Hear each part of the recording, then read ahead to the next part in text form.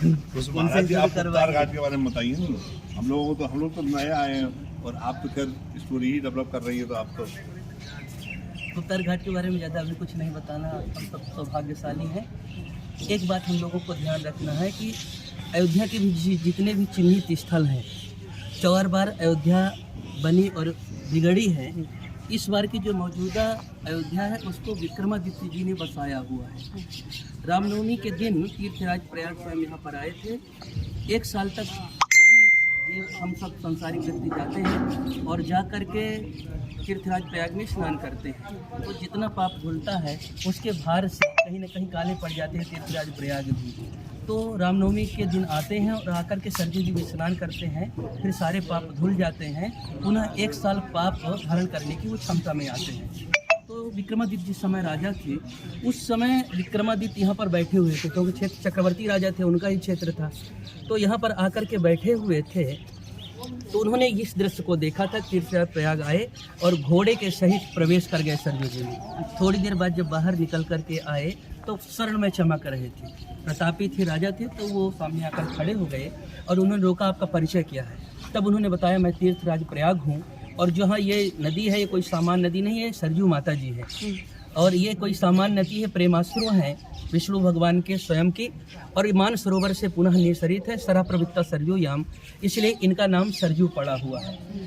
हमारे सारे पापों को नष्ट करने की क्षमता इनमें ही है। मैं स्नान करने 1 बार साल में आता हूँ और बगल में उजड़ी हुई जो दिख रही अयोध्या है, इसकी पुनर्आप प्रतिष्ठा करिए। तो विक्रमादित्य जी ने कहा, मुझको पता कैसे चलेगा?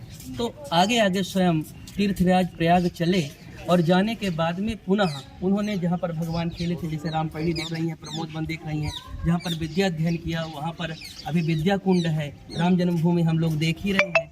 ये गुप्तार घाट है। भगवान लगभग 11,000 वर्ष, कहीं कहीं शास्त्रों के अनुसार 13,000 वर्ष तक यहाँ पर रहे हैं।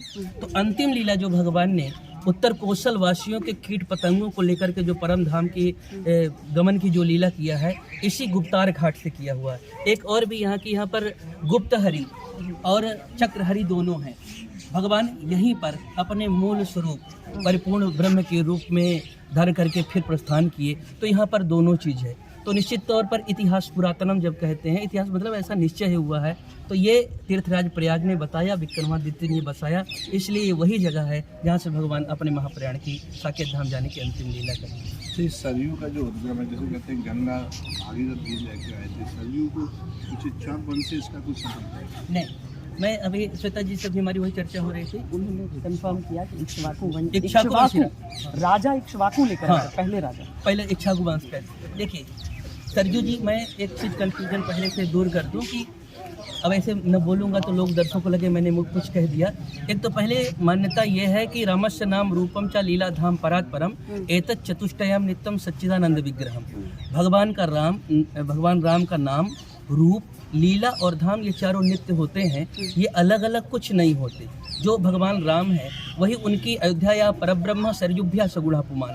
जो अयोध्या है वही सरजू जी और भगवान राम मूलतः सब एक ही एक है। तो इक्ष्वाकु वंश राजा के एक मार्ग, क्योंकि आदि राजा में से है, पूर्वज हैं, उनका नाम जैसे सब कुछ कहा गया, पर मेन जो सरजू जी का है वो नेत्रजा है। और भगवान की प्रेमाश्रु जब छलका तो ब्रह्मा जी ने कमंडल पर धारण किया, मान सरोवर में जाकर के स्थित किया और पुनः इक्ष्वाकु जैसे आपने कहा वो माध्यम निमित्त बने और फिर प्रवाहित करते हुए लोक पावनी सरजू जी यहाँ पर आए।